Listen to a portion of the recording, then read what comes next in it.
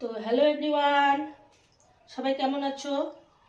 ঈদের আগাম শুভেচ্ছা সবাইকে জানালাম।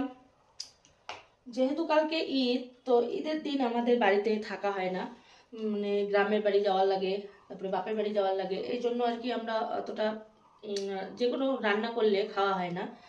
তো যেহেতু এখানে ওখানে যাওয়ার লাগে, এই জন্য আজকে আমি পোলাও মাংস বানাবো, আজকেই বানাবো।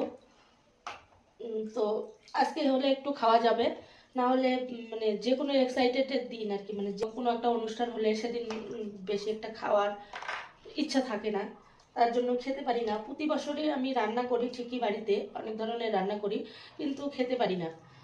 আমার বিশেষ করে গ্রামের বাড়িতে যাওয়ার লাগে, শ্বশুরের ওখানে। এই জন্য তোমাদের দাদাভাই ভাবতেছে যে আজকেই পোলাও মাংসটা রান্না করে খাবো। আর কালকে ঈদের দিন তো আর কি সেমাই, তারপরে ঘুগনি, আরও মিষ্টি অনেক কিছু হয়। তো কালকে ওটা করা যাবে, আজকে আর কি পোলা মাংসটা বানাবো। তো আমি বানাচ্ছি, তোমাদের সঙ্গে শেয়ার করলাম। তো কে কী করছো ঈদের আগের দিন অবশ্যই কমেন্টে জানাবে। আজকে আমি রান্নাবান্না নিয়েই ব্যস্ত। আর কার কার শপিং হলো অবশ্যই কমেন্টে জানাবে।